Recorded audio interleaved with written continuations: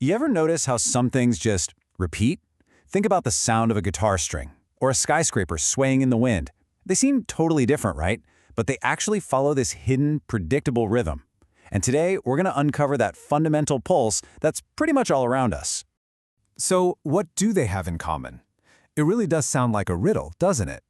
The answer, though, is all about physics. A guitar, a pendulum, and a bungee jumper, they all move in a way that follows the exact same really elegant set of rules.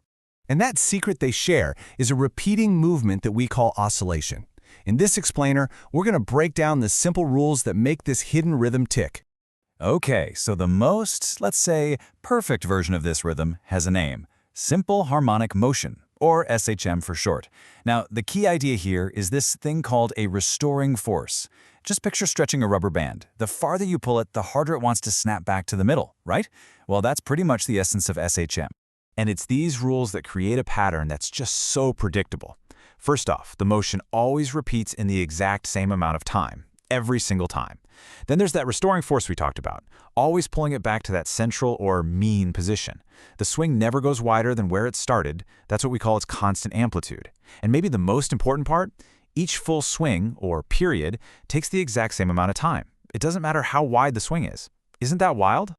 Believe it or not, all of those characteristics boil down to one simple but incredibly powerful law. You see it here. Force is proportional to negative displacement. Now, in plain English, all that means is that the force pulling the object back to the center is always in the opposite direction of its movement, and it gets stronger the farther away it gets. This right here, this is the master rule for this entire type of motion. Okay, so we've got the rules down. Now let's decode what's actually happening during the motion. I'm talking about speed, acceleration, energy. How do these things change as an object swings back and forth? Let's go back to that idea of being on a swing. It's the perfect example. Where are you moving fastest? Right at the very bottom, right? The center point. And what happens at the highest point of the swing? For just a split second, you kind of hang there. You stop completely before you change direction. So there you have it, maximum speed at the center and zero speed at the ends. But here's where it gets kinda weird. A bit of a paradox, really. At that center point where your speed is at its absolute maximum, your acceleration, which is the change in speed, is zero. And then, at the ends, where your speed is zero, the pull back to the center is the strongest it can be, which means your acceleration is at its max. They're perfect opposites. Kinda blows your mind a bit, right? So what's really going on here is a constant trade-off of energy. At the ends of the swing, when the object stops for that instant, all its energy is stored up. We call that potential energy. Then, as it swings down through the center, all that stored energy gets converted into the energy of motion, kinetic energy. It's just this perfect, continuous back-and-forth exchange. All right, that's enough theory for a minute. Let's see how this all works in the real world with the most classic example there is, the simple pendulum. It's just the perfect case study. So, how can we be so sure a pendulum actually follows these SHM rules? Well, we can trace the logic, almost like a detective. Step 1. What's the force pulling it back to the middle? It's gravity, of course. Step 2. That force causes an acceleration back toward the center. No surprise there. But step 3 is the big one. We find that for small swings, that acceleration is directly proportional to how far it's moved from the center. And ding, ding, ding, that matches our master rule. Because we've made that connection, we know it's simple harmonic motion. And that means we've unlocked a special formula to predict its timing. And this is it. This is the secret formula. It tells us the time period, T. That's the time it takes for one full, complete swing. Now don't get too bogged down in the math itself. 2 pi times the square root of L over G. What's really important is what this formula reveals. So what does it tell us? Honestly, this is the amazing part. The time of the swing depends on only one thing you can easily change: the length of the string. That's it.